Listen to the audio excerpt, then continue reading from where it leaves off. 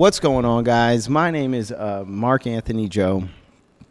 Welcome back to the Good Omen Podcast. I'm really excited, really super grateful that you're here.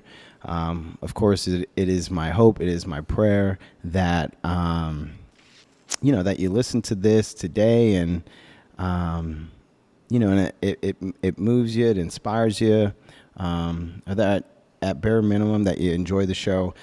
Before we get started, I do want to just ask you a quick favor, and if you haven't already, please take a moment to leave a rating for the show. I fund this show out of my pocket.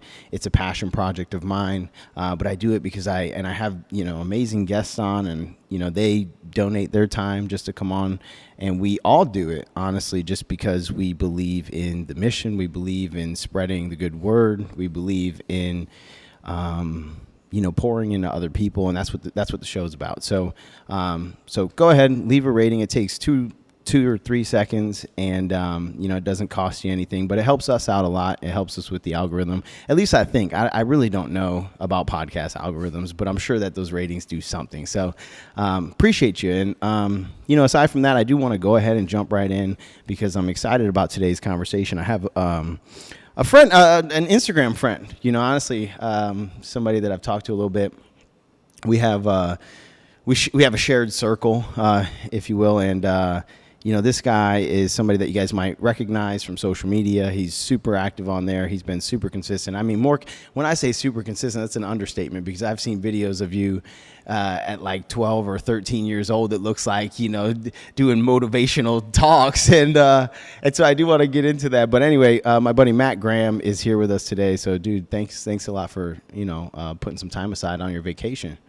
Absolutely. Well, vacation's it's a vacation. I mean, everything's a work trip when you're in business, right? So, I appreciate the invite, and thanks for having me. Cool, man. What's with the hat? The Go First.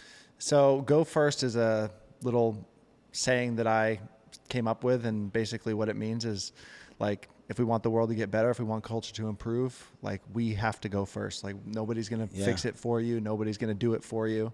And, everyone's sitting on their hands around, like, waiting for the problems to solve themselves. But in reality, like, we have to be the ones to go first and solve them. Man, I like that. I wish I would have thought of that. So, something I say often is nobody likes to, I remind myself of this. I actually don't say it often, but I say it to myself. Nobody likes to go first, and nobody likes to go alone. Mm-hmm. So if you can condition yourself into a person that is willing to go first or willing to go alone if you need to, tremendous amount of opportunity will be presented to those people, the people that go first or the people that'll go alone if they have to. And that's what it reminds me of. That's sick. I'm gonna have to buy one of those hats. Everybody buy one of those hats, not mattgraham.com. But no, dude, so I'm sure that there are a lot of people in my audience that don't know who you are. So I really wanted to start with, like, who is Matt Graham? You are on the show for a reason. I only have people on the show that I think are contributing to the world in a major way. And secretly, I was thinking about this before we got on. Secretly, I think that the people I have on the show, and I've never shared this on the show, I do this now because I believe in my friends. Like, the people that I have on, I'm doing it because I genuinely believe they're going to become great.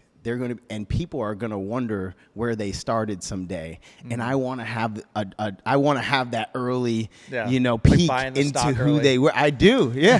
And so all my guests, those are people that I believe in wholeheartedly because I see what they're doing. And so I believe in you. And I just want to give the guests a little background. So and I don't know much about you. Yeah. Well, I'm a wildly average individual that just sees a bunch of problems in the world and believes that we are responsible for solving them. Yeah. And I think my sort of content endeavor is really just a consequence of a skill set that I had at the time of recognizing these problems. Yeah. And, I like to tell people, because I get a lot of questions of, like, how do I do what you do? How do I make content? How do I become Instagram famous or whatever? Mm-hmm. Which is my least, like, influencer is the thing I hate being called the most. Yeah. Even though I guess I fit in that bubble. Yeah. I just don't. There are a lot of people in there that I don't want to be associated with. But so what I tell these people is, like, look, what I'm doing is solving a problem, many problems, or at least attempting to. And if I was a basketball coach, I would be trying to solve it through coaching kids basketball. If I was a dad, which I am now, I would be solving it through being a father. If I was a plumber, I would be trying to provide the best experience and influence people through when my whole content thing is just, like I said, a consequence of a certain skill set at the time of recognizing a problem, which I'm sure we'll get into. But other than that, I'm just a normal guy. I don't have a crazy, rags to riches story. I don't have a sob story. I grew up in a middle class family, nothing crazy. My dad's police officer, military. My mother works in healthcare. Nothing. There's nothing unordinary. Nothing unordinary. Like, we weren't rich. We weren't poor, but it was just a pretty average life. So from that perspective, there's nothing remarkable about me. It's really just, I have a loud mouth when it comes to, being in front of a camera, and I'm exercising that because I think it's necessary at this moment in time. Yeah. So, okay, but earlier, again, I referenced those 12-year-old videos of you because I do think that they're, you could say I'm a wildly average individual, but I think when you see somebody who has something that is exceptional, so not many people have it. Okay, for example, this is a very surface level but simple example of 400,000 followers on Instagram, right? It's not easy to create that. Everybody thinks it is. That's why everybody thinks, influence, all you do is post videos. But you actually are one of the very few influencers that I've seen, or just personalities on social media, sure. I guess I'll say, right? So you're one of the very few personalities on social media that I've seen give hey, this is where I started, and then this is where I'm at. And they're videos of, and I don't know if you were exactly 12 years old, but they're videos of a young kid doing the same type of videos that you do now, but you're 12 years old, 13 years old. And so what I think is absolutely remarkable is that you kind of had, you felt called to touch people and to reach people in that way from a really young age. And you've been working at it that whole time. That's, sometimes I mean, we were talking before we came on the air about the quality of your videos and the production. And you're not just whipping out your iPhone and just pointing it out and just talking. Some people do that and they still have a wildly great impact, but you've invested in this thing. Mm-hmm. And so, I just want to acknowledge that persistence.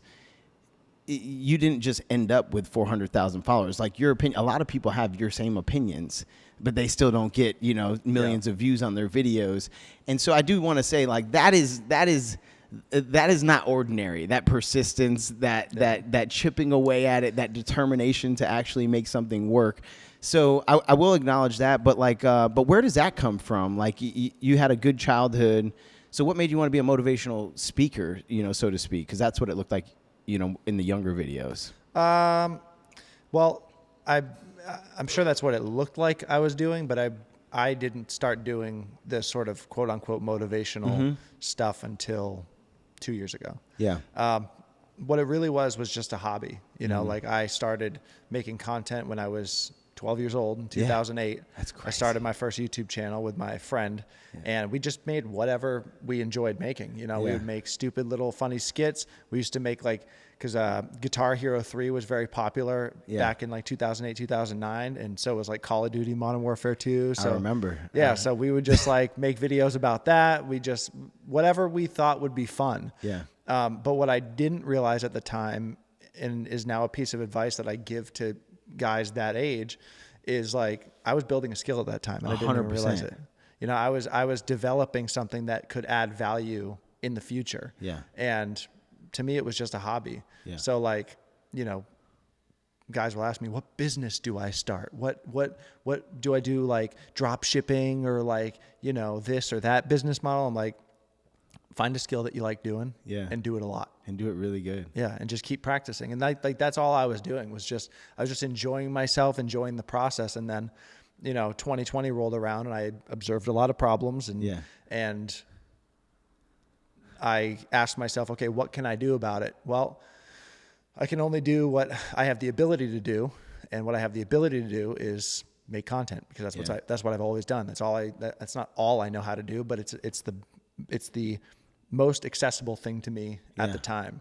And so, yeah, it's just like I said. It's exceptional, man. And it, you know, it's paying off. I heard you say on Andy Frisella's podcast, I don't know, I forget the exact number, but you said I made, and you quoted a number, this number of videos. 600.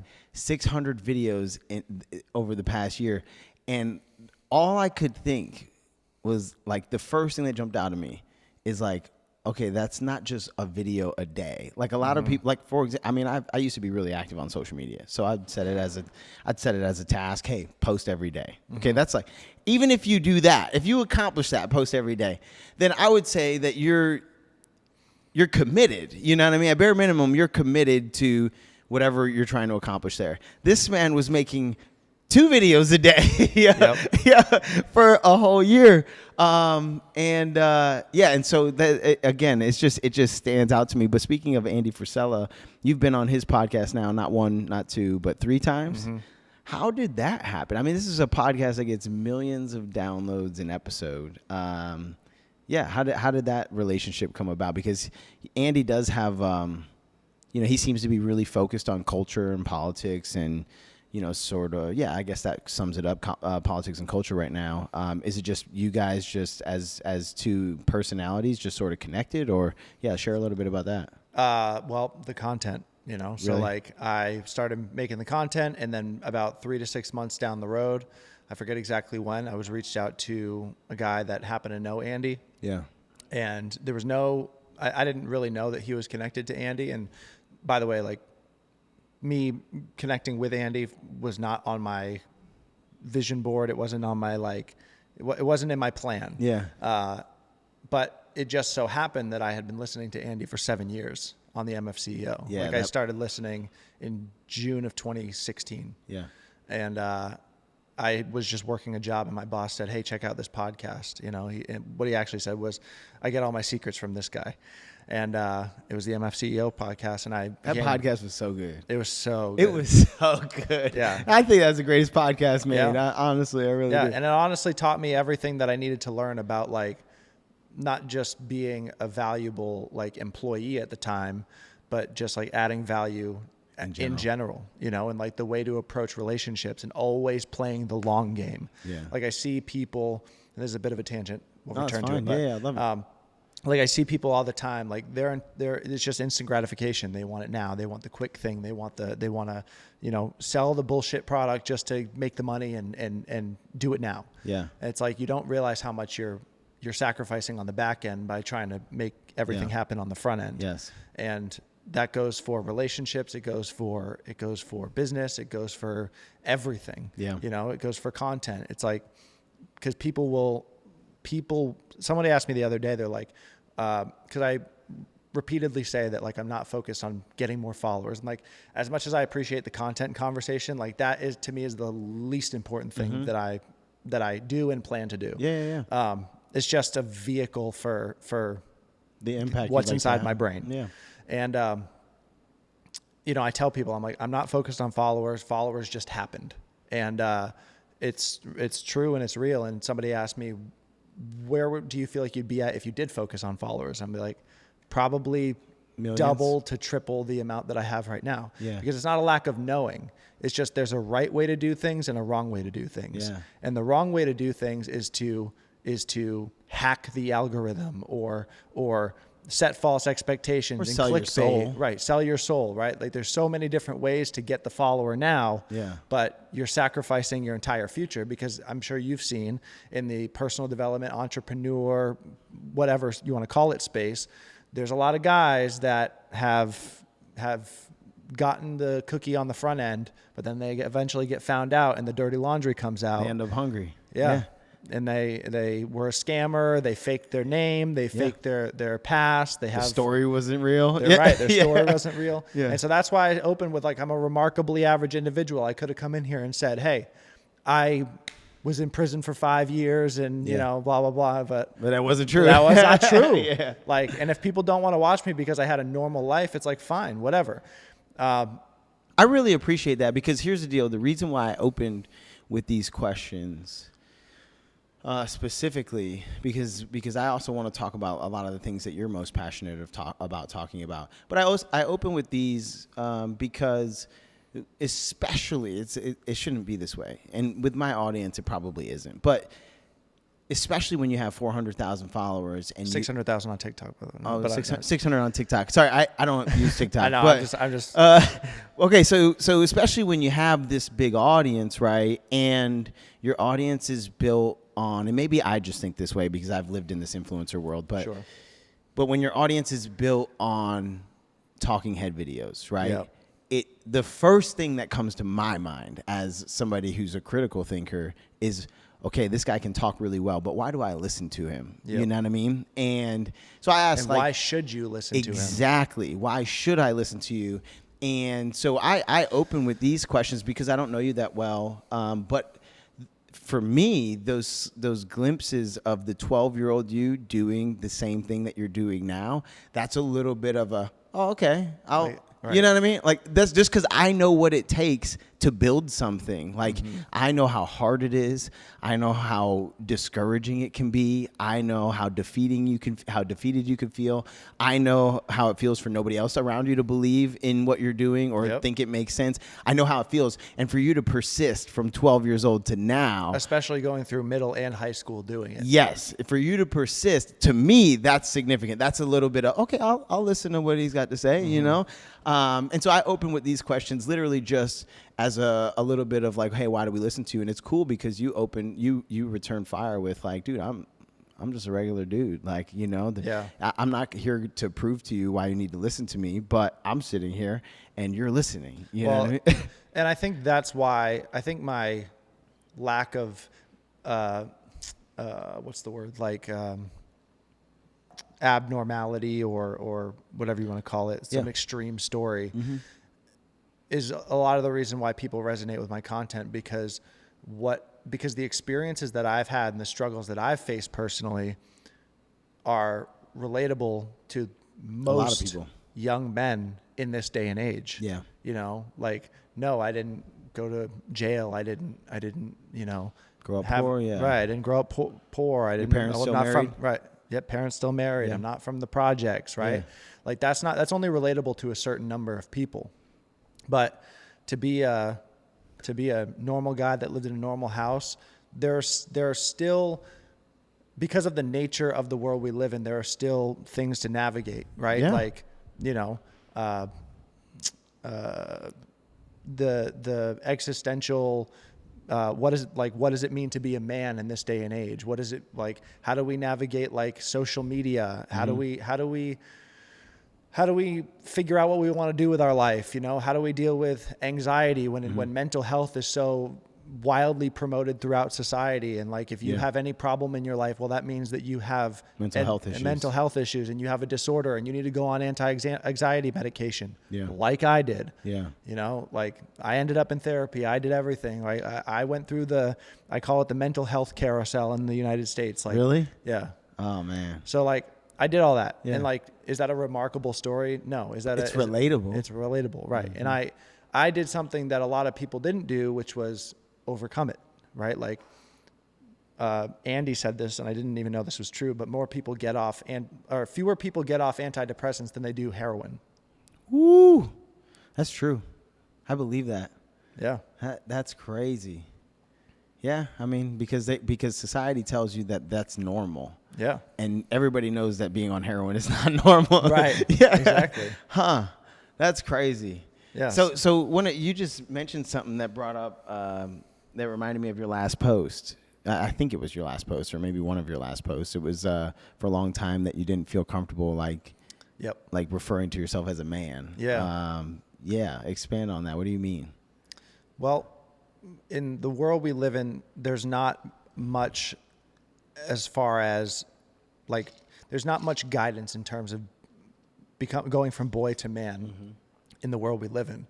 It's just kind of, you're just floating through the wind. You're going through the world and you're playing video games and you're trying to meet the girl and you're doing the thing, and then you go to college and you get spit out into the world and you're like, well, I didn't really learn anything.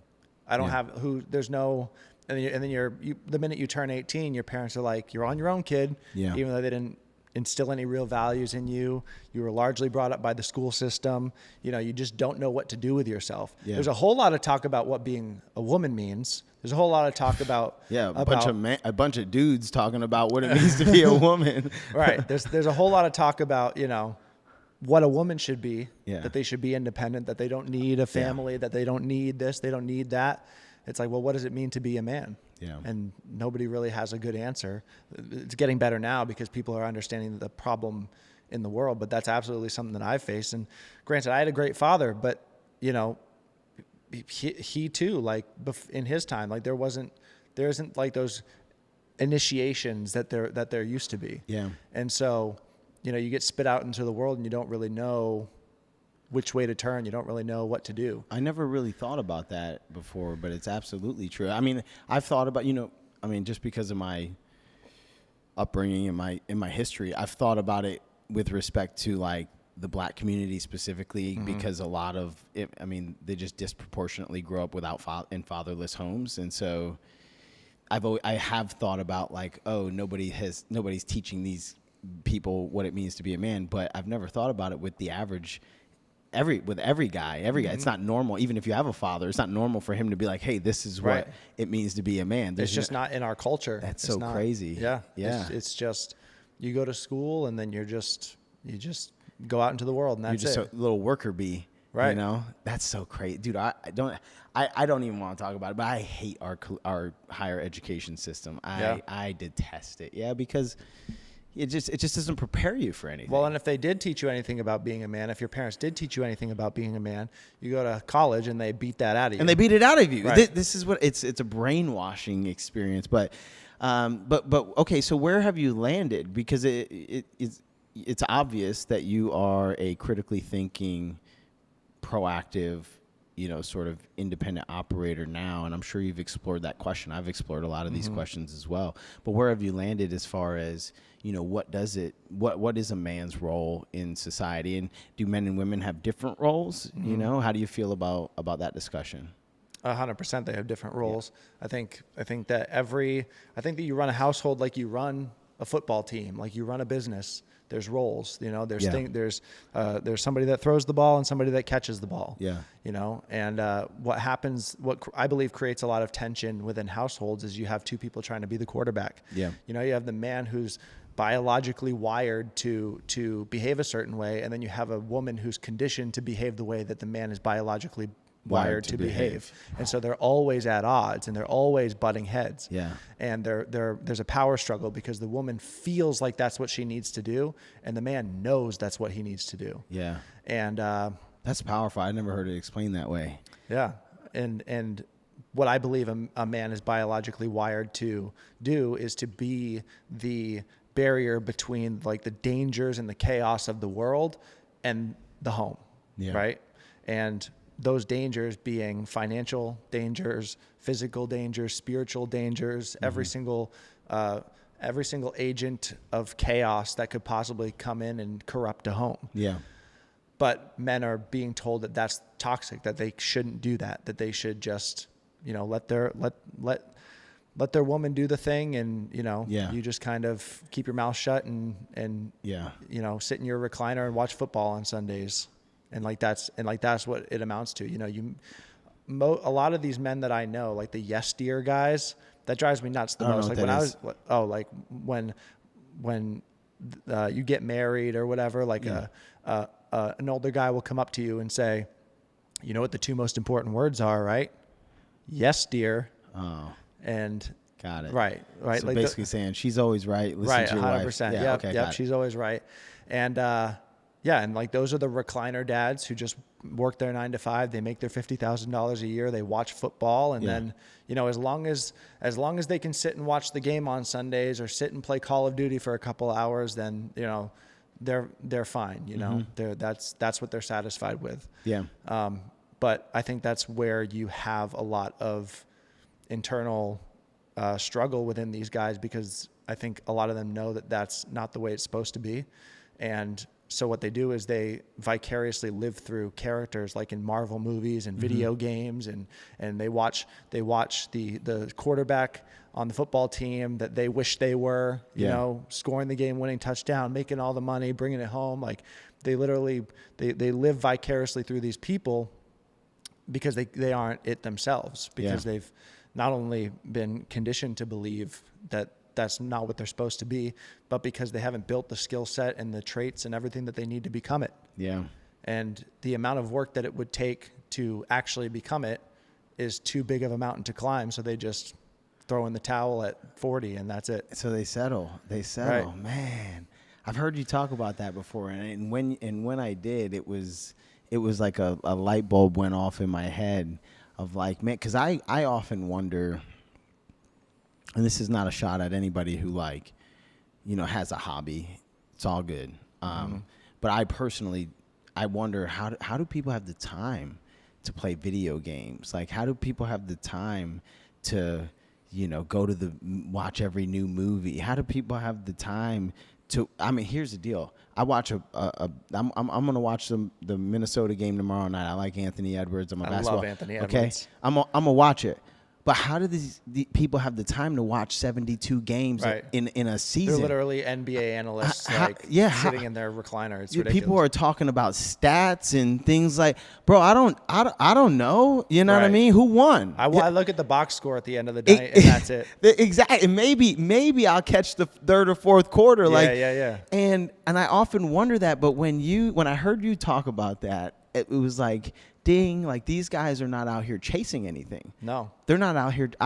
That's their excitement. I don't have the time because I'm out here. I got my own excitement that I'm chasing every day. You're trying to be the main character. Bro, that was really eye-opening for me. And so I appreciate that analogy. But, okay, so do you see, because I agree 1,000% with you, honestly, about the, I don't want to even call it the power struggle. Both of them are incredibly powerful, men and women, in my opinion. They're most powerful when they're working in union with each other. 1,000%. And I love the analogy of like a home operates best the same way a sports team does, the same way a company does. Like you assess people's strengths, you assess people's skills, their natural propensities, and you put them in a position to contribute the best to the overall thing, right? And when you talk about, you use the word gender roles, people hate it, but it's like, that's what it is. Like, it's just roles. Like, we don't even have to use the word gender. It's just roles. Like, I take out the trash. You are like, we're just agreeing on tasks. And it doesn't have to be as black and white as the man does all these things and the woman does all these things. And that has to be the case for every single couple. Yeah. It's not the way it has to be. It's going to be different from couple to couple. 100%. I just believe in polarity. Yes. Like, if you have a man that leans 75% towards masculinity, then you need the complementary on the other side. If you have a more feminine man, you're going to need a more masculine woman. Yep. I have friends that the men are pretty feminine. And you know what? That's always existed. Yeah. And the reason that their marriage works is because the woman is stoic and masculine and works hard and does all those things. And like, you don't need to mess with that. You just have to discuss it. Right. You know what I mean? We just have to. But what we can't have is two quarterbacks. Yep. We can't have two quarterbacks. Right. And society, it seems like society, there's like this widespread push to get women to like abandon men entirely. And, you don't even need a man. And there's the same thing on the other side too, with like the Andrew Tate crowd or the Fresh and Fit crowd. I'm unfamiliar with that crowd. What do they say? It's like they call it like the manosphere or they call it MGTOW, which is, I forget the exact acronym, but that's what it's called. Yeah. It's basically like women are the problem. You know, it's male feminism essentially. It's so dumb. Yeah. It's just like, I don't even know about it, but that sounds so dumb. Yeah. Because we need them. Right. You know what I mean?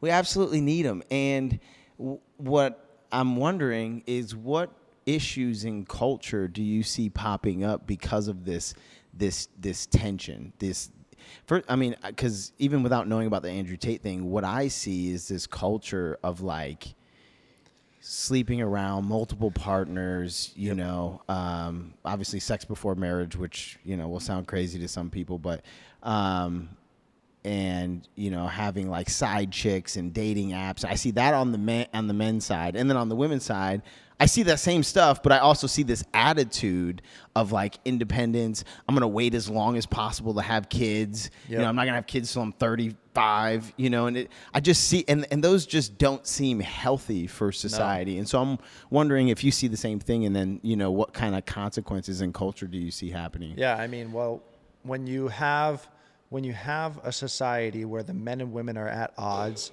there's a massive butterfly effect that essentially leads to the collapse of civilization.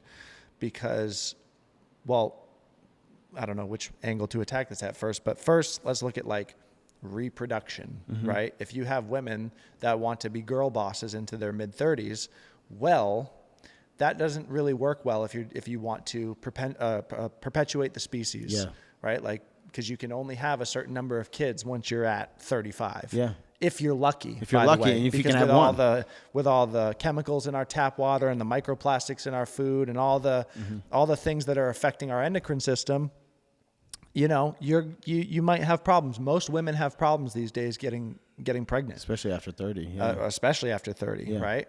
And then the risk for all different types of developmental issues and everything pops up. And what also happens from a reproductive aspect is women will wait until their 30s to even find a partner. Yeah. And at that point, you've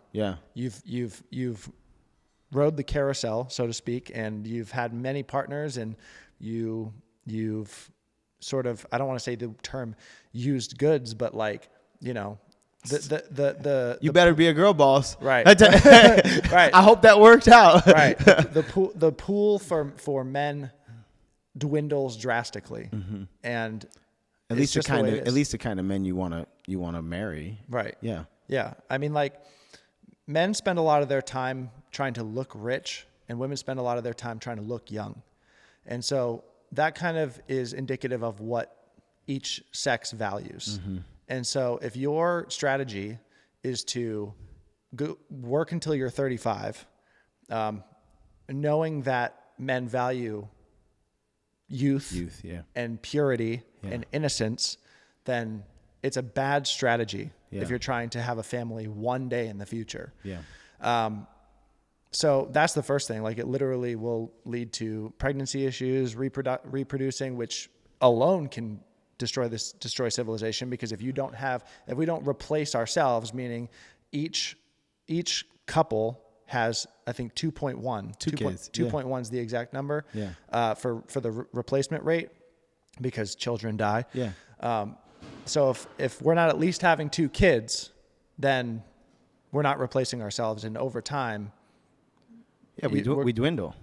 And then so at scale, this is not scalable. Right. And if you have and everyone thinks, oh, well, there's 8 billion people on the planet. It's like, yes, we have built an infrastructure and a system designed for 8 billion people. And what happens if you cut that in half? Well, it's all going to collapse. Right. You can't sustain something that's built for so many people with half that many people. So that's the first thing. If you do have kids, right, the problem you're now going to run into is that you have a power struggle within the home, which is obviously going to create tension and arguments and whatnot. And that's great for children. Children love seeing their parents at odds with each other.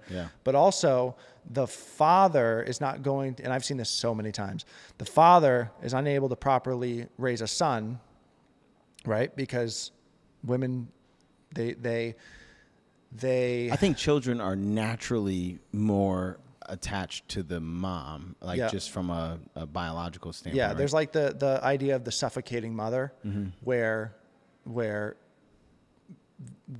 fathers, they won't allow their husbands to create men out of their boys. Got it. Because it requires struggle, it requires distance from the mother. The hardest sacrifice for a mother to make is to let go of their child, because you're at a certain point, you're hurting them, but it cripples them. Right. You can't nurture them forever. You can't hug them forever. Like, you're hurting them as adults. And one of the things that my wife and I made very clear before we had our son was, like, from the minute he's born, we're building a man. We're not Like, yes, he's a baby. Yes, he's cute. Yes, we have fun with him. Yes, all those things. And he's going to have a great little childhood where he does a bunch of fun things and we get him stuff and it's great. But the foundation of everything that we do with him is we are focusing on the man that he's going to be in the future. Yeah. And that's amazing. Well, that's what it is. That's what it is, right? Yeah. Like that's the fundamental problem with a lot of young people today is like people don't think ahead. They don't think of when they throw an iPad in front of their kid's face, they're not thinking, what's this going to do to them in the future? They're thinking, this kid's screaming, I want him to stop. I want him to shut up. Right. You're thinking right now. Right. You're just thinking about right now, what's in front of you. Man. And if you do a little forward thinking, you think, okay, every time my kid screams, I give him the thing he wants. How's that going to manifest in adulthood? Yeah. They're going to go out into the world thinking, if I just throw a tantrum, I'm going to get what I want. Do we see that in society today? Oh my gosh. Oh my gosh. Perhaps. Let's go on X for 10 minutes. Right. Yeah. You see people, the person you don't want gets voted into office, throw a tantrum. Yeah. That'll make it better. Yeah. Right? It's just, people don't live in reality. It's because they always think about, and it goes along with like the whole pharmaceutical industry too. Like they don't think about, how do I actually solve the problem? They just think about symptom. I want symptom to go away. Yeah, how do I treat the pop symptom? Pill. Yeah. Done. Okay. Well, you're not thinking ahead. How's that having an effect on you long term? How's that? Like people don't think ahead. So yeah, the men and women being at odds has a lot of problems because you're either not going to have children or you are going to negatively affect your children because of the tension within the household. Or, I mean, just any situation where the mother and the father aren't on the same page about what they're building and the direction that they're going in is a problem. It doesn't matter whether it's feminism or anything else, or the responsibilities around the house, or it doesn't matter what it is. If they are not moving in the same direction, then it's not going to work. It's not going to work. And that's why religious couples succeed the most. Because they have this North Star. I know. They have this North Star that they both agree on. They say, okay, regardless of how we feel, regardless of what our egos say, regardless of what I want, regardless of what you want, this is what we agree to. This is what it says. And most people just don't think that way. They don't go into these marriages. They don't go into these relationships thinking that way. They just think, I like you, you're hot, let's do it. That's it. Yeah.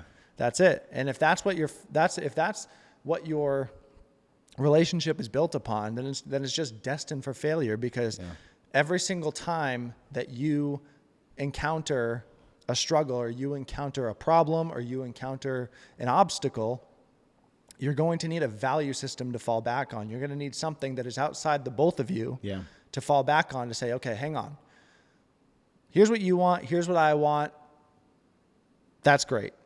What have we agreed to in the past? What does our value system say? So whether you're religious, whether you believe in Christianity or whatever you believe in, or you just have a little set of core values for your relationship that you do, have to agree on that. You have to be moving in the same direction and have the same North Star, because otherwise it's just going to be an ego battle. It's just going to be like, well, I want this, you want that. And if there's nothing above the two of you, then it's just going to be a battle between the two. Are you religious? Yes. Yeah? You're Christian? Mm-hmm. Same. I think that religion, even though I'm a Christian, some Christians really don't like when I start talking like this, but like I believe that faith is so good for humanity. Mm-hmm. Like I almost don't even, it doesn't matter to me what you choose. Like if you, and it's for a multitude of reasons, but the reason that you're highlighting right now is so immensely important, because although it is possible to get a group of people together, or even just two people together, it doesn't matter if they're, an intimate relationship or not, it is possible to bring everybody together and say, what are our values? You know, what is the standard? Establish the standard that is an objective standard that we all agree to, that now we can hold each other accountable to, because there can be no accountability without the objective standard that everybody agrees to. And so it is possible to do that, but it's very difficult because egos get involved, opinions. You know, if this is an opinion, if you say, hey, Mark, you shouldn't cheat on your girlfriend, dude, that's wrong. When it's your opinion, it doesn't hold as much weight as when it is the standard that we already agreed upon, you know? And so it is possible to do that in a relationship. It is possible to do that in a community. It's possible, but it's highly unlikely because again, the egos get involved. So what religion can do is provide an objective standard that, like, hey, we all acknowledge this, and now the question is simple. It's, do you really believe what you say you believe? You know, if you really believe what you say you believe, well, then you know that you're wrong, or you know that this is the way that it should be. That's the only question that matters. Do you actually believe what you say you believe? And I think that because I don't know if you know this, but so I have been nurturing a relationship with God for, I don't know, 8 years now. And for 7 of it, when people would ask me if I was religious, I would say no. And I would say, no, but I'm a believer. That's how I would describe myself. I'm a believer. Like, I am sure that God is real, and I live my life as if God is real. Right. And for me, that was enough. For 7 years, that was enough, because it was the accountability that I needed. Showing up every day as if God is real, as if I have to answer to him. And it improved my life in ways that I'll never be able to sum up in words, right? But I've recently, adopted the cloak of Christianity. No, I'm a Christian. I follow Christ, and that has been even more powerful because the main difference is now when I'm speaking to people, there is an objective standard. There is the book. There is the word of God. And so if you don't commit to that, then you can fall short of it, and people won't hold you accountable. And nobody will hold you accountable because you're just a believer. You're doing your own thing. You just made up your own thing over here, and it's basically like having an opinion, right? Yep. Like, I believe in God, and the God that I believe in doesn't care about that. Well, this is why this whole culture of moral subjectivity has come to the surface, because if there's no the truth and there's just my truth and your truth, then anything really goes. Yeah. And anything goes. And God only knows what that leads to. Yes. I mean, we see a lot of stuff happening with children in this day and age. Yep. And that's just the slippery slope. It started with, I don't know exactly what it started with, but it starts with just a little infringement upon the moral fabric of a society. And then if you give a good enough justification or a good enough reason, and people accept it, and they start lowering that standard and lowering that standard and lowering that standard, eventually you get to a point where people are messing with kids, and people are like, well, they just have different preferences. They're not a pedophile; they're a minor attracted person. Right. You heard that yet? That's a real term. Yep. They say minor attracted person. No, you're a fucking pedophile. Right. Oh man, I'm trying to stop swearing. Sorry, guys. But that gets me fired up, and I agree. I think that something that we've seen in the past. I mean, it's been happening for longer, but it's become incredibly obvious over the past 5 years. Is there's an attack on truth. There's an attack on God. Really, I perceive it as a spiritual war. There's an attack on God. God is truth. Exactly, because there's the truth, and then there's everything else, which is just your belief. Okay, I have seen that. What I actually think I see happening too, and this is another reason why. So part of the reason why I wouldn't wear the label of a Christian was because I saw a lot of Christians in name only that were representing that faith, that community, and I would look at them and it's like, you're such a hypocrite. You don't believe what I believe, So I would say, well, if that's a Christian, then I'm not that, And I feel the same now because I still see it everywhere. 100%. But I now am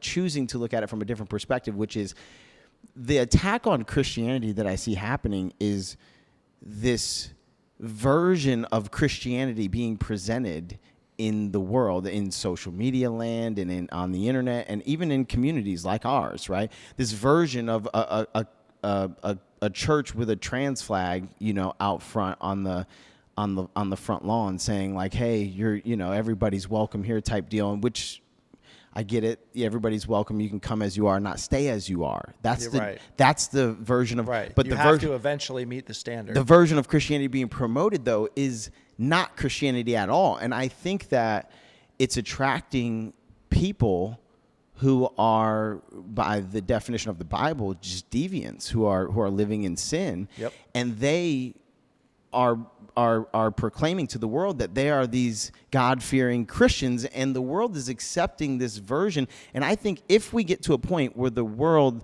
thinks that this thing is Christianity, then Christianity as it actually is will no longer exist. There will be people, you know what I mean? It'll just be this, and everybody will say, "Oh yeah, this is Christianity." Right. When it's not, and then that's a scary thought. You know what I mean? You have to be what's right with Christianity. You have to, exactly. So now more people who actually fear God, who actually believe what they say they believe, and they live every day as if God is real. More people have to start proudly proclaiming, "No, this is what it looks like to be a Christian man." Yes. And and so it's really called me back. I didn't even know that you were a Christian. Yeah. Well, I don't really talk about it much, and the reason for that is because it's very hard for me to talk about it in a way that is effective, because I do primarily short form videos. Yeah. And it's a longer discussion. It's a much longer discussion with a lot of context and a lot of depth required to actually have the discussion in a reasonable and productive way. Yeah. Because what you see... Not trying to do clickbaity stuff. Right. What you see with these Christian influencers, and I know a few of them, is they'll either be street preaching and getting in arguments with atheists or Muslims or whatever. Just silly. Clickbaiting that way. Or they'll be screaming in your face, or they'll be prophesizing the end times. There are those people. Yeah. And then there's the people that just scream in your face and say, if you don't accept Jesus Christ with a gun to your head, then you're going to go to hell. It's like, what is the point of preaching something if it's not going to be received? Yeah. Is somebody actually going to accept God in their life? Is it actual acceptance and actual belief if they're being coerced into doing it? Yeah. No, it's not. You have to figure out a way to lead people to it, not only with the example that you set, but in a way that, there are many paths that lead to the truth. When I first accepted God back into my life, and I told my father first. I didn't even tell my wife for a whole year. Really? Yeah. Just because she wasn't there yet, and I was kind of in a place where I wasn't confident about it. I was just like, I had that epiphany moment where I was like, shit, this might be true. Yeah. And have you heard or read A Case for Christ? I have read it. Yeah. Yeah. But that's not what actually got me. Okay. A lot of I'll kind of dive into it. Yeah. I would love to hear it. So between, I would say, 2016 and 2020, roughly, is when I was the furthest from God in my life that I've ever been. Yeah. I was just prideful, greedy with my time, energy,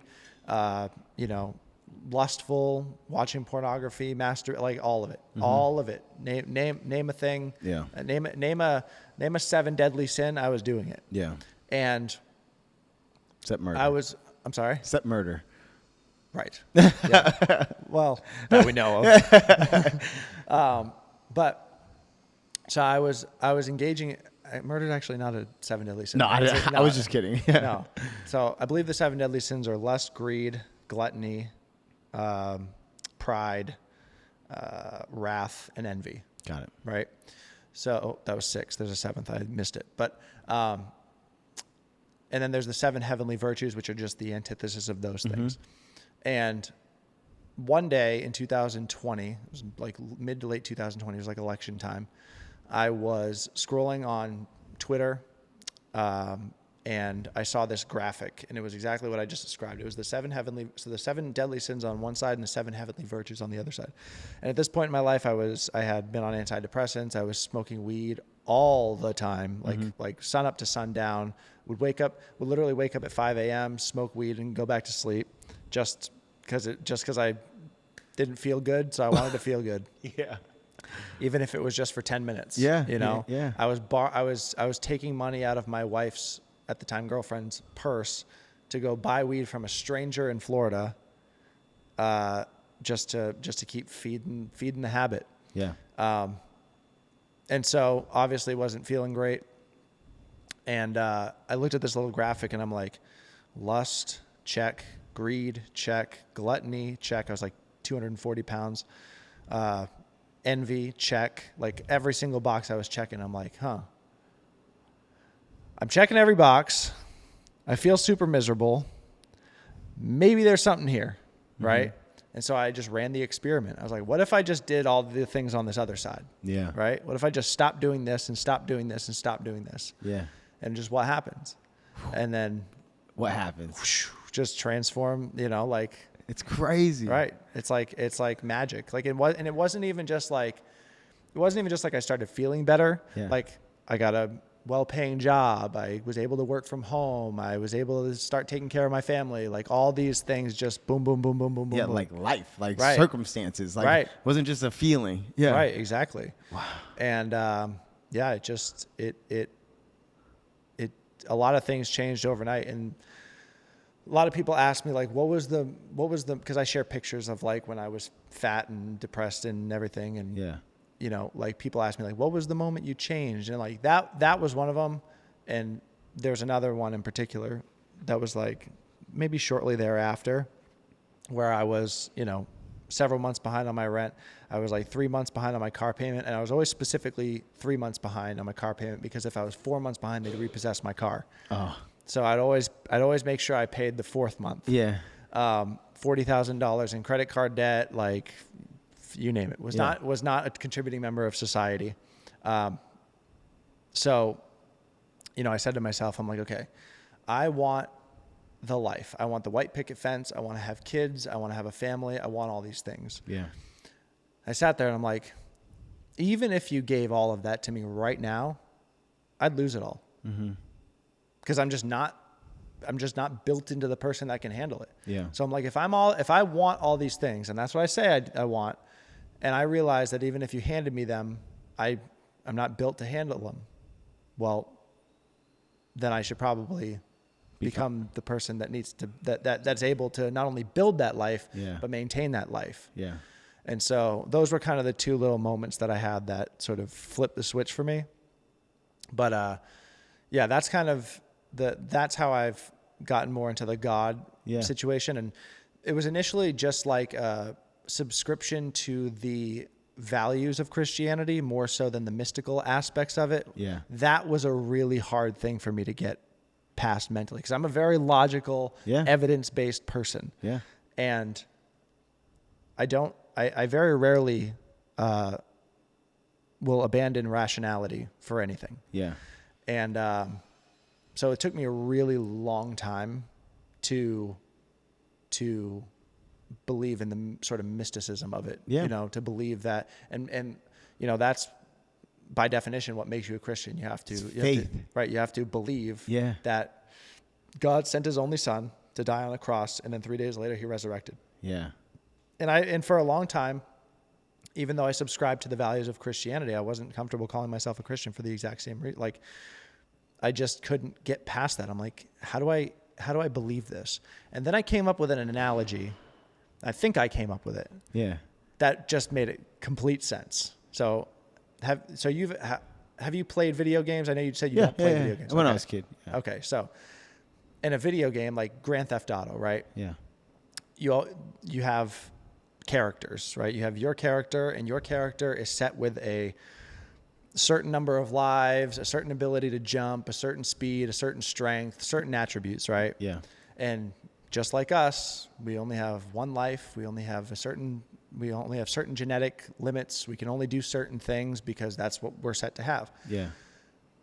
However, the coder of the video game, the creator of the video game, this is God, right? If he were to create a character in the game, if he were to create an avatar in the game, would he need to subscribe to those very same limits, those limitations that we have? Yeah. No. No. Because he created the game. Yeah. He can do whatever he wants with his character. Yeah. And so if he wanted his character to perform miracles, Yeah. he could just put a little code in and He could do it. he could do it. Yeah. Because he created the game. You can't because you didn't create the game. You're just in the game. Yeah. But he can. And so if theoretically he wanted to have his character die and then come back 3 days later, you can't do that because that's not what you're coded to do. Yeah. But he can. So this is to convince your logical side. Yes. It's like, okay, the logical side of me says, okay, Yes. if I created the game, I can absolutely create Right. my own rules. 100%. Yeah.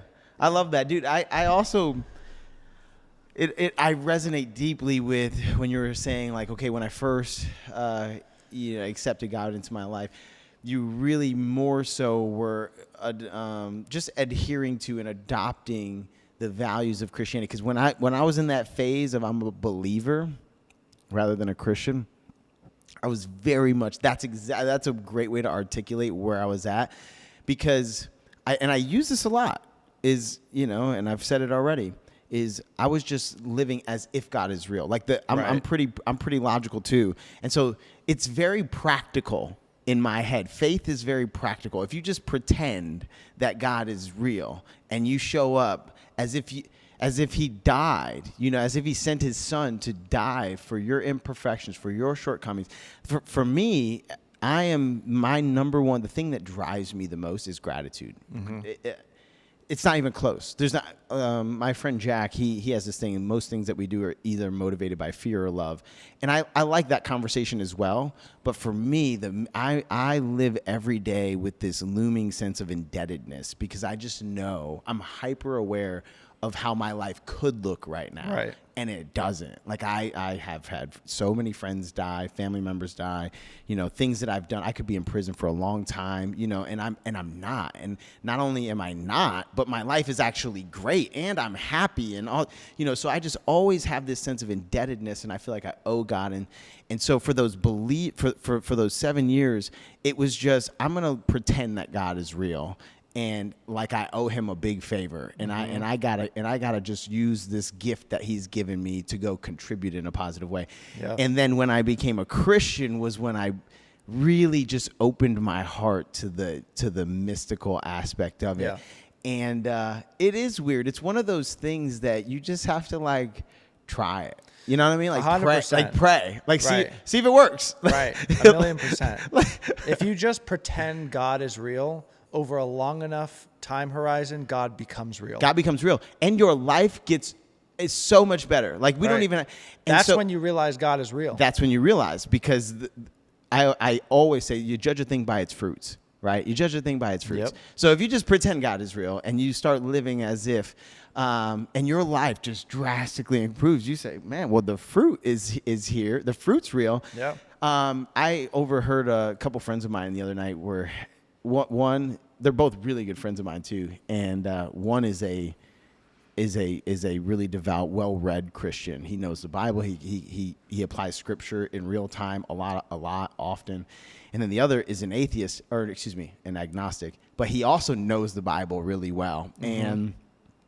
And they're having this big debate. And they're both younger than me. Mm-hmm. One's 23, one's 24, or one's 20, one's 23, and they're trying to convince each other. You know what I mean? And then finally I chime in at the end, and I'm like, hey, to the one that is a Christian, I say, hey man, listen, I love the fire, but I think the maturing in your faith is for me, if he challenges me, which him and me and the agnostic have had many conversations, but if he challenges me, I'm not going to try to convince him that he's wrong. We've both looked at the same evidence. We've both looked at the information available, and I just choose to participate. I just said, okay, this is all we got. After that, all you do is you just decide whether you're going to participate or not. And, Right. and that's it. That's the most you could do. And so I resonate with earlier when you were saying, how you refrain from talking about it a lot because you don't, from what I took from it too is you don't want to be one of those forceful people that's like, shoving it down people's face. You don't want to be proving people wrong in public. Like that's not the point. But in a long form, I do often present that. It's like, hey, we're all just looking at the same evidence. And if you choose to participate, if you just give it, it's like giving it a test run. And like we were saying, your life will just get better. Yeah. I just believe in spreading the gospel through your example. And I think that there's a pipeline to God. Yeah. And it doesn't necessarily start with being recited Bible verses. I absolutely love this. Where does this start? I think it starts with personal development. Absolutely. With physical, mental. Yeah. It's exactly why I talk about personal development, not God or anything else. 1,000%. Me doing personal development is not an accident. It's 1,000% not an accident. Yeah. Because it's where I started. Yep. I didn't start at God. I started at personal development. Yeah. And then I went from personal development to more traditional conservative values to God. Yep. It was that pipeline. It was not because people don't understand that your mind has to be in a certain place. Your mind, body, and spirit have to be in a certain place to be receptive of certain ideas. 1,000%.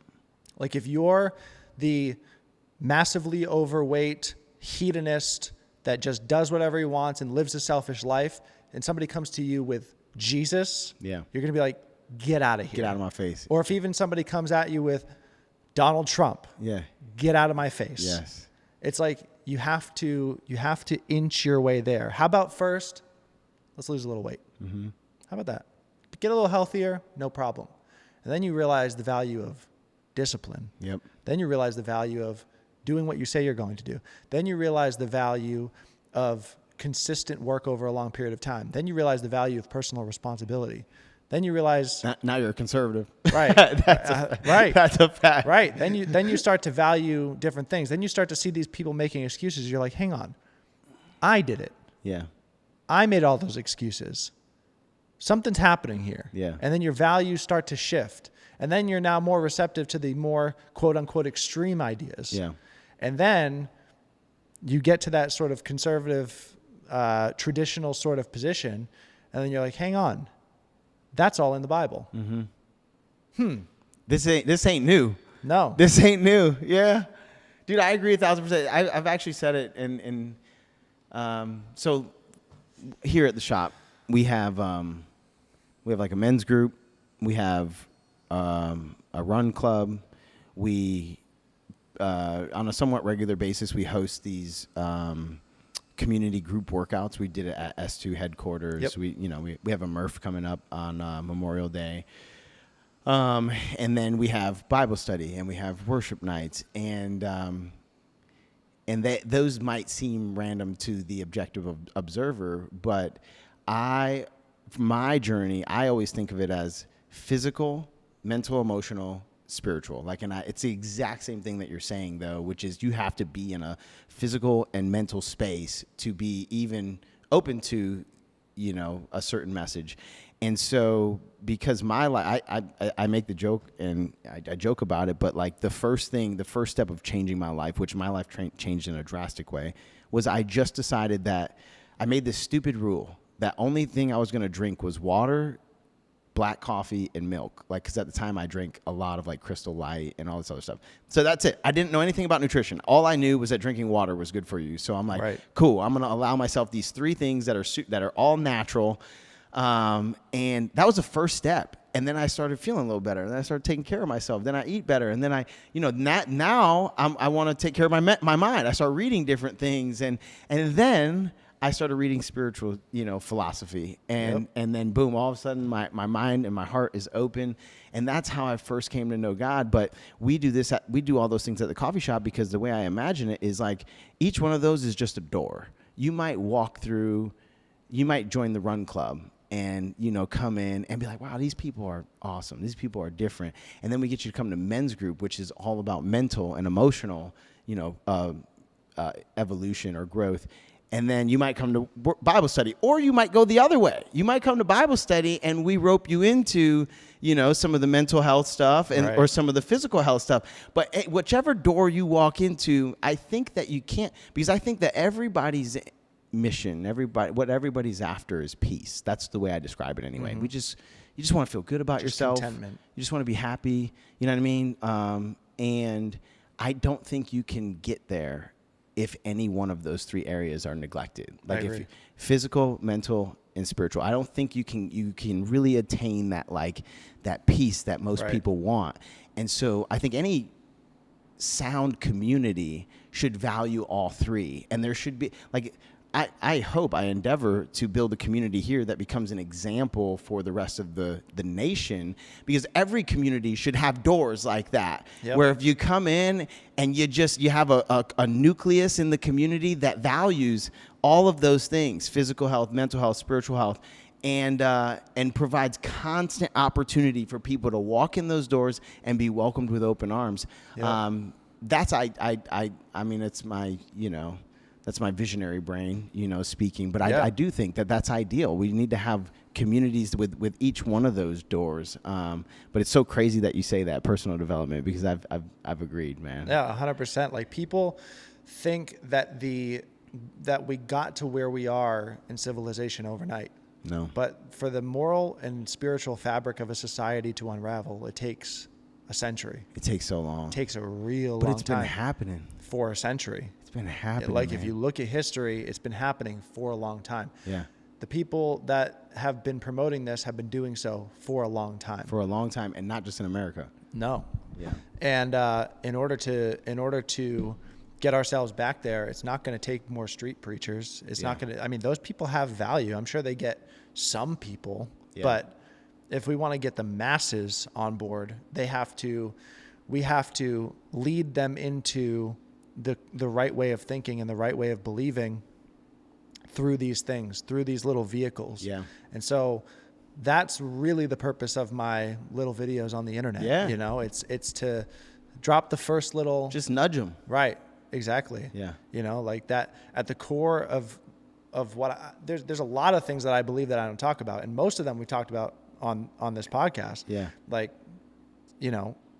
I believe in traditional conservative values. I believe in the traditional family. I believe in God. I believe in all these things, but I never talk about them on the internet. Well, because I don't believe that I'm the first domino. Yeah. I don't believe I'm the last domino. I believe I'm the first domino, because I can speak as the first domino, because I've experienced the first domino. I've experienced, some of the other ones too, but my real bread and butter is that first one, because I understand the reality of being an average American in 2024, and the confusion and chaos and experiencing it, and what to make of it. Like, what do we do with all this? We see things on fire, we see things burning, we see things going haywire. What do we do? Yeah. Well, let's just lose a little weight. My question, and I swear I think about this so much. I mean, I just kind of showed my hand, so to speak, but is like, what's the solution? When we talk about, because almost everybody that I know who has experienced some level of peace and is highly motivated to share that with the world, like they think the same thing. Like, it's not a coincidence that you're like, oh, it's it's personal development, it's take care of yourself physically, mentally, and then I think we all have realized that, but what's the solution at scale? Because like you said, we've had forces or people or whatever, a culture that has been nudging people in the opposite direction for a century. And I refuse to accept that there's nothing that we can do, that it's just out of our hands, that the ball's already rolling down the hill. Is there something that we can do more than posting videos on the internet? Or go first. Woo! By the hat. Go first. Like, literally, like, everybody knows to some degree what they need to do to start getting the ball rolling in the right direction, to start leading by example. If you are an obese person in a circle of obese people, be the first one to not be obese. You don't have to have it all figured out right now, just like you did. You drink water, black coffee, and milk. That's it. That's it. You know, Yeah. People want to aim for perfection right away, and they should aim for perfection, but they don't exactly know what perfection looks like, and that's okay. Yeah. That's totally okay. You don't need to know what the perfect version of yourself is going to be, or the ideal version of yourself is going to be. You don't even know what next week's version of yourself is going to look like. You don't need to know. You just need to know, okay, examine all the areas of your life, see where you can do better, and then start doing better. That's all it is. Yeah. That's all it is. It's self-improvement. Yeah. That's it. People focus on what morning routine do I need? What business do I start? What thing do I do? Like, what do I, like people are like a kid in a candy shop. They look around and they see all these people doing all these different things. Which is the right thing to do? Which is the wrong thing to do? How about this? Drink Look water. at where you're at. Yeah. Look at where you're at and do a little bit better tomorrow than you did today. Yeah. That's it. That's it. And then do the same thing the next day and the next day and the next day. And eventually you're going to get to a position where you start to figure some stuff out. That's how it started with me. That's how it starts with everybody. Yeah. You can read all the books, you can listen to all the podcasts, you can do all the things, you can get all the information, but ultimately until you knock over that first domino, nothing's going to happen. Yeah. And so regardless of what your level of knowledge is or how much you've looked into it, you know to some degree what you need to do. If you're drinking Crystal Light all the time, stop doing that. Yeah. If you're eating fast food, stop doing that. Yeah. If you're watching porn pornography, every day. right, stop doing that. There are things that you can do, and that's the thing too. People say, "What can I do?" Yeah. It's how about what you can stop doing? How about what can you remove from your life? Yeah. What is in the way of your progression that you can just it's not going to take your time away. It's not going to take your energy away. It's not going to do any of that. All you do in fact, it's going to save you time. right. It just pluck it out. All right, I don't need that. Now you got time to figure out what to do. Yeah. You know, and really, it's just about leading by example, going first. That's it. It's just if you want to see the world be better, you got to be better first. I think people drastically, and I mean everybody, every single person listening to the show drastically underestimates the amount of influence that they can have on the world and on the people around them. And when I was first starting to change my life, I did too, but I kept repeating to myself, I'm big on mantras. And so I kept repeating to myself, no matter who you are, somebody somewhere looks up to you. Like Right. somebody somewhere looks up to you. Andy says, you may not think you're the shit, but there's somebody that thinks you are. But somebody does. You know Right. what I mean? And every single person listening to the show drastically underestimates how much influence you have. And if you just go first, a lot of times people just need to know it's possible. They just need to know it's possible. And we have access to so much information and so much content that it's easy to find an inspiring story on the internet. And I think we've become desensitized to them. Like if you see it on the internet, it's not enough. They got to see somebody in real life. And it's like, oh, Tommy did that? I know Tommy. What do you mean? He's got the successful business. Whatever it is, insert here. He lost 100 pounds. Yep. I do, man. I agree 1,000%. I do with the solution. The solution is you got to go first. So when you first, and I'm going to shift gears a little bit here, Sure. but I really love that conversation. I appreciate you taking some time to talk For sure. about your faith specifically. I recently listened to, the Real AF episode with Michael Chandler. Yep. And did you listen to that one? Yeah. Dude, the church that I sent it to my pastor because the church that he said when he accepted Jesus into his life, he said, oh, my friend invited me to this church. It's, over here. That's the church I go to. And Nice. I sent it to my pastor. I'm like, this is huge, Right. But no, I just always appreciate it when people are willing to. I think it's more important now than ever. I honestly do. Like we gotta talk about it, and I don't know that everybody. I think for a little while there was a stigma about being like a Christian or whatever, and there may still be. I don't know because I don't pay attention. I think it's coming back. I don't think there's people's opinion. I don't pay attention, but. Screw the stigma, what I mean? Like it's a net good, Yeah.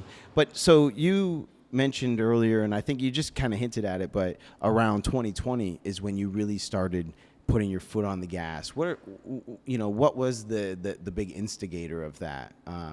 of you like really becoming not Matt Graham, you know? Well, the content didn't start till 2022, Mm-hmm. but my personal change started in 2020. The personal change was really triggered by the chaos that happened in 2020. Just because I was living a life of just, I was the recliner guy, just hang out, play video games, do your thing, smoke some weed, hang out. Nothing, go to work, pay your bills. Nothing kind crazy. of for me, I'm 3 months behind on my car payment, but it's fine, whatever. Yeah. I'll figure it out one day. And it's funny too, because in 2016, after I graduated high school, I graduated in 2015, I started working at a fitness franchise called Title Boxing Club. And I was like hyper ambitious, like super, super go-getter, like would be the first person in, last person out, a lot more like I am right now. Yeah. And, started listening to Andy, and like I just was a sponge with all that information and started applying it at work, and like I'm multiplying my income and everything's great. And then I got to a place of comfort. Yeah. And then I got to a place of, let me just, and look, I'm not the guy to alienate weed. I know there's people who smoke it, who are totally productive and do their thing. It's like, great, good for you. Not me. Yeah.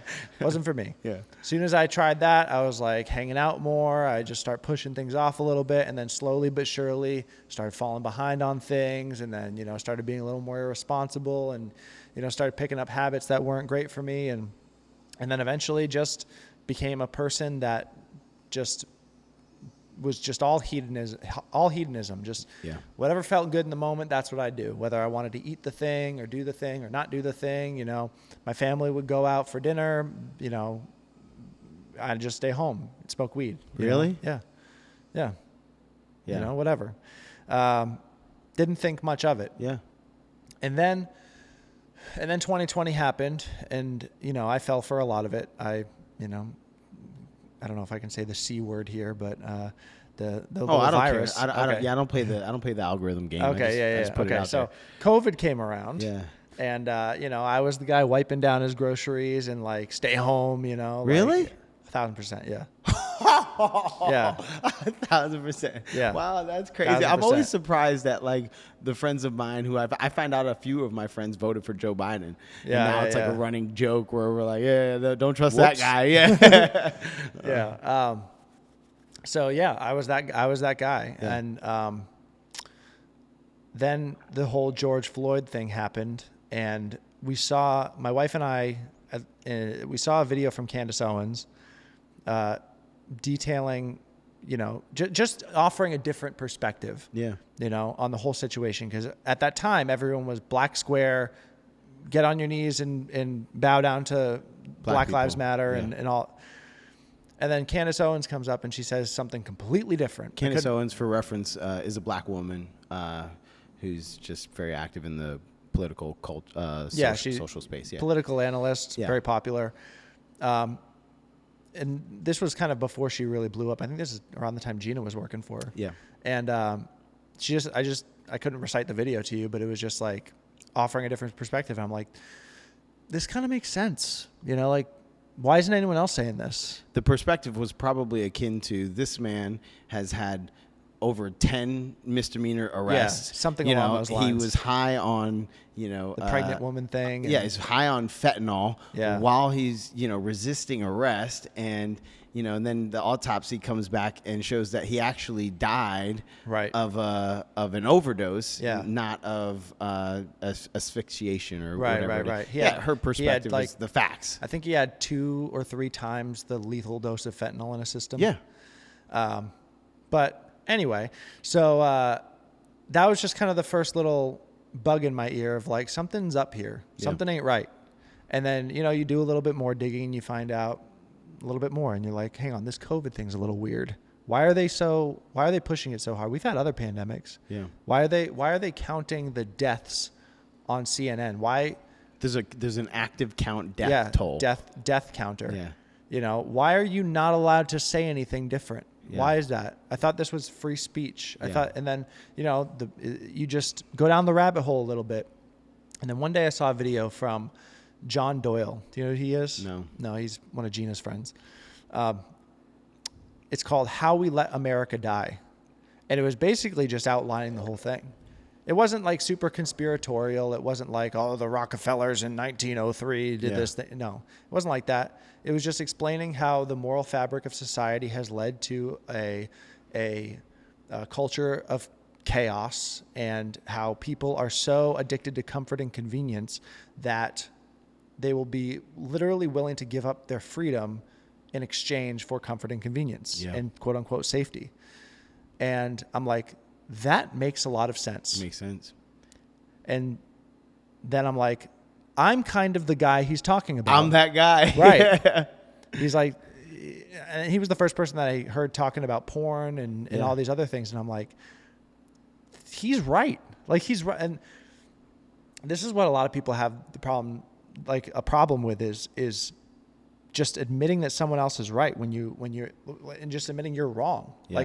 Like you said, I saw a clip of you said, talking about accepting new truth. Yeah. It's like, that's what people have the hardest time with. Like, I was fully bought in, but like just that moment of like, what if I'm wrong?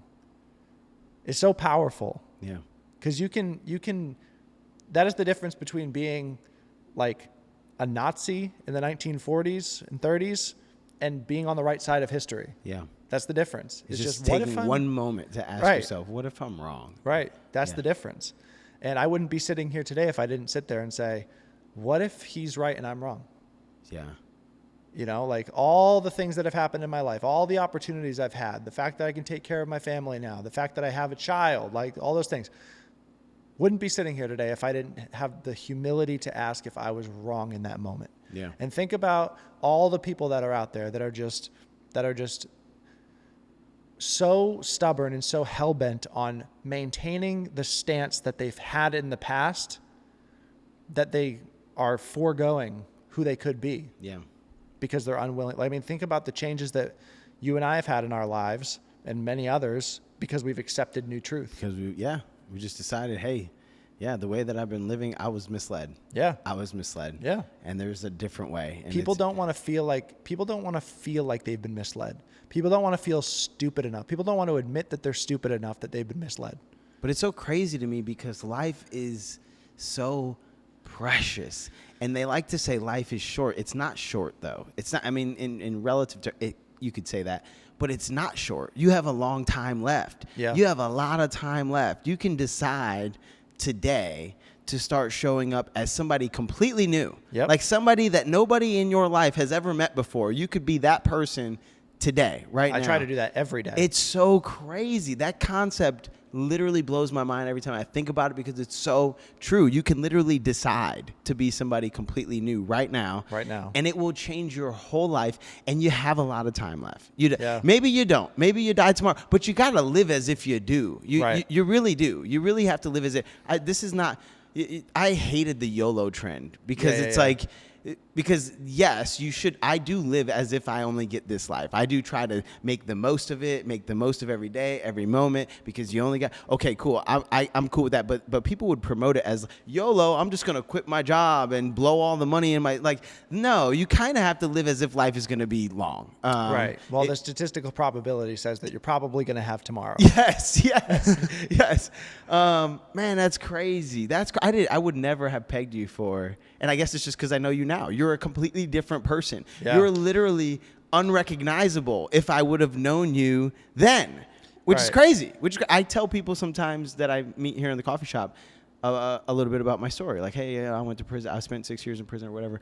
And they don't believe me. Right. You know what I mean? Right. It's almost like me right now. I don't believe that you were the one wiping down your groceries, but you were. Yeah. So what's some of the stuff?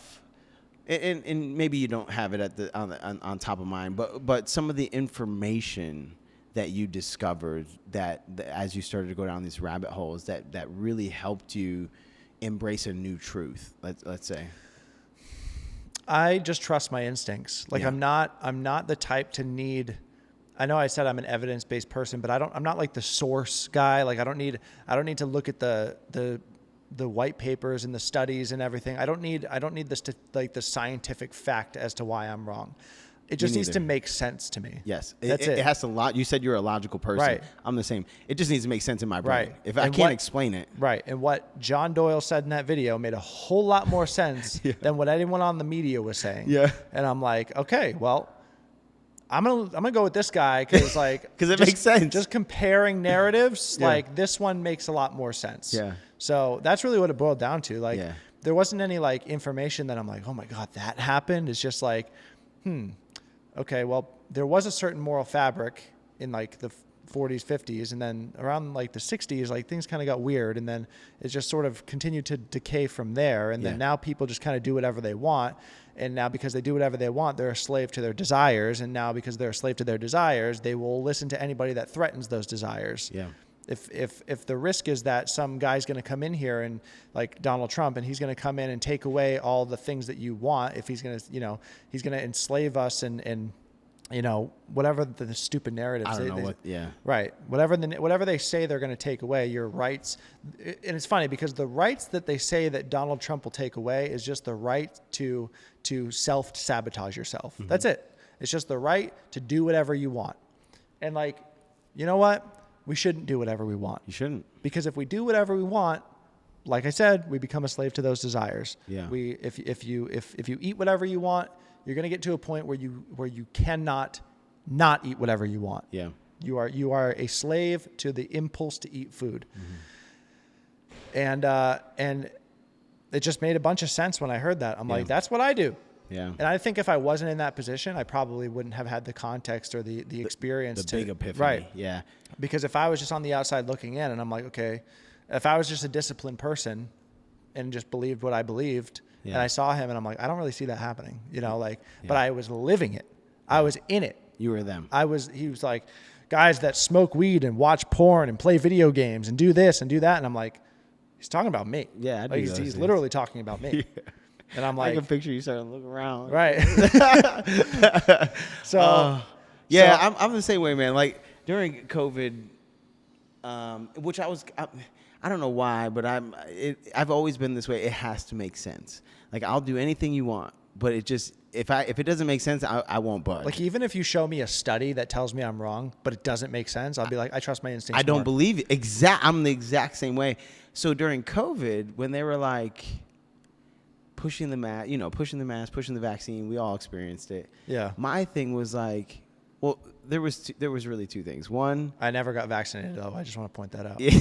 I'm good. I'm clean. He's like, let me just disclaimer. Right. I'm not one of those. Right. I figured it out before then. Okay, so, but I felt two ways. One, the logical side of me actually came second. My first objection was, at that point, I had been really investing in my health and in my life, whether it's my mental health, my physical health. I was at an elite level of physical and mental wellness at the moment. Yeah. And it didn't happen by accident. Like every time you said yes to the Oreos, I said no. Right. Every time you said yes to an extra fry, I said no. Every time you decided you could go to the gym tomorrow, I went. Every time, like for real, like every single time for years, I was making those investments. I was the guy saying yes to the Oreo. Okay, by the way, but and so I felt indignant when COVID came around and they're like, you need to get vaccinated to protect other people, and I'm like, those people should have been investing in their health the same way that I was for the last 5 years, because there's this thing in the human body called an immune system that is incredibly powerful at keeping us safe from threats to our health. And mine, if anybody's immune system on earth can protect them, it's me. Okay, my immune system is going to keep me safe. And so I just felt so indignant when people were like, no, you need to get vaccinated to protect everybody else. But I'm like, but they haven't been making the sacrifices I've been making. You don't get to have your cake and eat it too. So that was the one. I just want to point out before you continue the connection between being in shape and personal responsibility right there. Yeah. Like you protecting your health and investing in your health gave you a sense of personal responsibility, and you were able to see that flaw in their logic only because you had been investing. Only in because your I health. had it. Right. Yeah. Only because I had it. Like, you don't have this perspective Right. because you don't know what it took Right. to be physically sound right now. Right. You know? And that's cool because it draws a correlation to what you were saying earlier about when you start investing in yourself, it actually changes your perspective entirely. But, Right. But yeah, so that was my first. I dug my heels in on that because I knew, like, every meal I ate was good, every workout was hard, like, and I knew that I was exceptional in that way. Was just the effort that I was putting in, and I thought it was so wrong that then I would have to be lumped into everybody else. But the second thing was, like, when they started saying the mask and the vaccine, my logical brain just asked a very simple question, which is, if your mask works, then why do I have to wear one? Right. If your vaccine works, then why do I have to get one? They hated it when you asked that question, but nobody would answer the question. Right. And when nobody would answer the question, that made me dig my heels in even more. Right. Like, okay, then if nobody has a good answer, I'm not getting it until somebody gives me an answer. Right. But yeah, man, the logically deducing, it's amazing what just having a tendency to think critically about things before you do it can do for your life. It really, really is. Well, cool, man. I'm trying to think if I had any other questions for you to really go over. How's fatherhood, man? It's great. It's amazing. Your son is a couple months old? 3 months old. Yeah. 3 months old? Yeah. I heard you talking about the hospital scare that you had, and I'm sure that's scary. But how old are you? 27. 27. So you're a little bit younger than me, man. I have like baby fever. I really do. I want to start having some kids. Like, it's the best thing. Yeah, I really do. I really do, man. I'm so excited to have kids, and I'm jealous of everybody that's got a little mini me. And you got a son on the first one. That's amazing. Yeah. I mean, we're talking about pregnancy issues and all that. Like, you want to talk about a God thing? Yeah. Very interesting story real quick. So in June of last year, my grandfather, he had a condition called not cystic fibrosis, but pulmonary fibrosis, which is basically like when your lungs scar, like they develop scar tissue, and just like it's degenerative. There's no cure for it, whatever. Yeah. So we were on the way to the hospital the year before that to my wife's OB or whatever to get her off birth control because she had the IUD or whatever. Yeah. So on the way there, I called my grandfather and I said, "Hey, we want to come down." They were living in Naples, Florida. We're in around the Tampa area. I was like, "We want to come down and come visit, whatever." He's like, "Oh, sorry, we have to go back up to Boston. They were snowbirds." And I got this lung thing, I got to get treatment for it, whatever. He made it sound like not a big deal. He said, it's like pulmonary fibrosis, whatever, blah, blah, blah, blah. Yeah. We hang up the phone. I Google pulmonary fibrosis. I'm like, that's no big deal. That's like you're going to die, Serious, yeah. So a year passes by, and my grandfather, I get a call, he's in the hospital. He fell out of his bed or whatever. And, within 2 days he died. 85 years of his life, I believe, spent 2 days in the hospital, his entire life, his last 2. Wow. So he died June 14th. And then I think 3 days later was that Sunday, Father's Day. We find out my wife's pregnant. So the day that we go to get my wife off birth control, i.e. opening the door to have kids, my grandfather tells me about this disease. And then a year passes by, almost like on the dot. Yeah. He passes away. Then on Father's Day, we find out we're having a kid. Like, just That's like crazy. Weird full circle moment. Full circle. Right. And your son ended up having, was it lung or stomach? Stomach. Got it. Yeah. That's crazy though. Man, it's a blessing. Life is a blessing. And I have this perspective on death, and maybe it's just because I've dealt with it a lot, but like a lot of people are really, they get really tore up, and understandably so, when they lose loved ones or friends. But I have grown to have this perspective of like death is just a cost of doing business. Like you don't get this without first, like whether you like it or not, whether you signed it or not, you agreed that like someday, death is going to come knocking, and you don't know what day it is. And so I try to be happy, not happy that people die, but happy, for the life that people got. Right. I just have I've seen, in fact, it happened to me when my brother died. Like I went into destructive mode. Like, I mean, it tore me up. Grief tore me up so much that I literally almost, I was like killing myself. I really was. I wanted to kill myself. I just didn't have the courage to commit suicide. So I was just being as reckless as I could with my life. But it was grief. It was just me. I was just grieving. And I think if people had a healthier perspective on, on death and just the cycle of life, like it's so crazy. Maybe your son being born kind of opened your eyes to that full circle moment, but it helps. Sure. It kind of helps you have a better perspective on his passing. That's amazing, man. So, but thank you so much. Honestly, thank you. I've really enjoyed the conversation. I think we got a chance to talk about some things that you don't talk about everywhere. For sure. Which is amazing. And I know your time is precious. Where can people find you, and where do you want to send them? Not Matt Graham on everything. On everything. On everything. What's with the not Matt Graham? Matt Graham was taken. That's it. And you didn't want to pay for it. Right.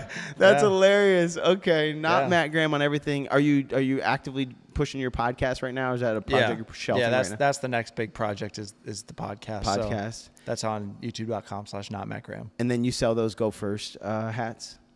Yes, secretly, but no, it's fine. Yeah, they'll be available on my website. Cool. Well, thank you, man. Really enjoyed it, and thank you guys for listening. We'll talk to you next time.